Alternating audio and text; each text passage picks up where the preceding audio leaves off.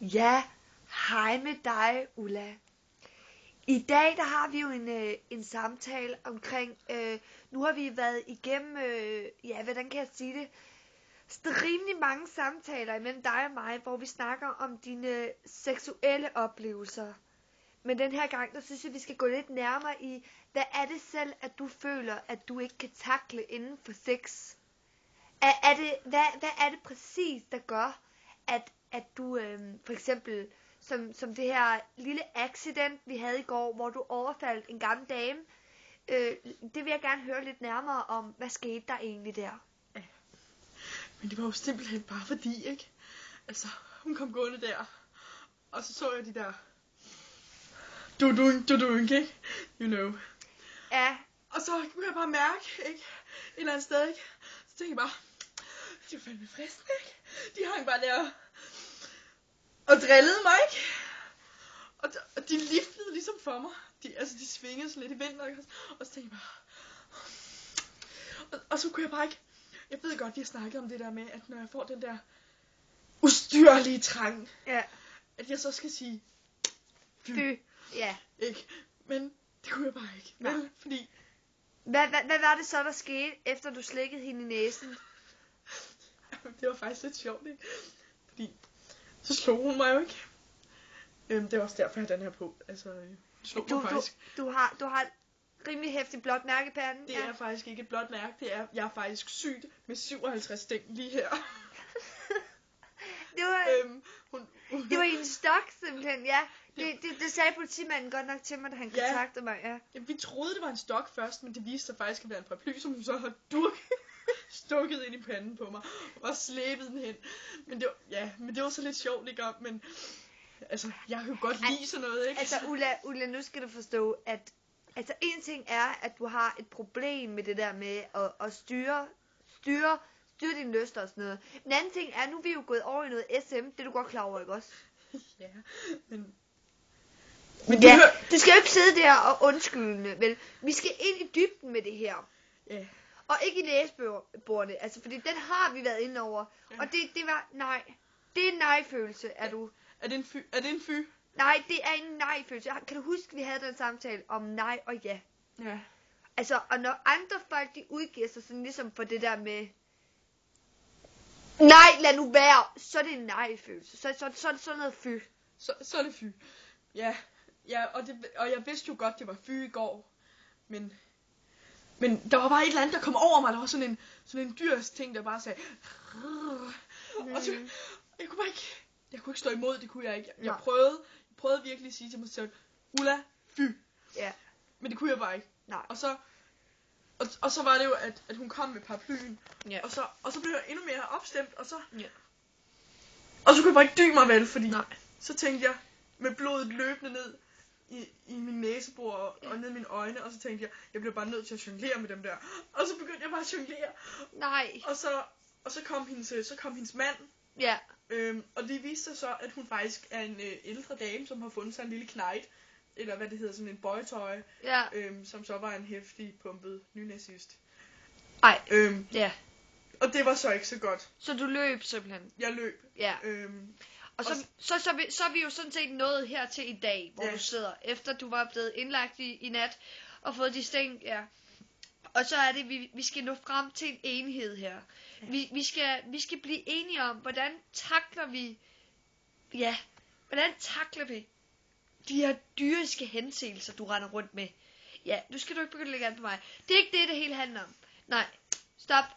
Nej, følelse. Nemlig. Godt. Så er vi nået dertil, hvor at jeg spørger dig. Hvordan vil du kunne se dig selv i fremtiden, uden de her problemer? Hvad kunne du selv gøre, for at det her, det ligesom kunne, du ved hvad jeg mener, kunne ligesom slappe lidt. Ophøre, eller hvad? Ikke ophøre, for det gør det jo aldrig. Nej. Sådan en ting her ligger jo dybt, det er jo noget fra barndom af. Ja. Og det har vi jo også snakket om. Men det vil faktisk helst ikke så meget ind på lige. Nej, det er nok også en dårlig ting. Men det jeg siger, det er, jeg forstår dig godt, men det er også lige meget, men det jeg siger til dig, det er jo, op med humøret. Det jeg siger, hvordan kunne du se dig selv om 10 år takle det her? Ja. Men jeg kan faktisk ikke, altså, jeg kan ærligt talt, så kan jeg ikke forestille mig 10 år ud i fremtiden, fordi jeg er jo sådan en fra dag til dag person, ikke? Ja. Og jeg kunne måske godt forestille mig lidt, at om 10 år, så vil jeg, jamen jeg ved det ikke, altså jeg håber jo, at jeg har faldet lidt mere til ro, og har fundet en, som ligesom kan takle mine seksuelle behov. Ja. Så havde vi jo også her for 14 dage siden et tilfælde med, ja, du har jo sådan et eller andet for blomsterhandlere. Ja. Og den har vi ikke snakket så meget om. Nu har vi snakket. Vi at komme ind på den. Ja. Okay. Det skal vi. Du ved jo hvordan. Ja, jeg må indrømme, jeg er ikke så stolt af den. Det er jeg altså ikke. Blomsterbinding er et af dine sværeste tilfælde. Ja. Hvordan har du det med det?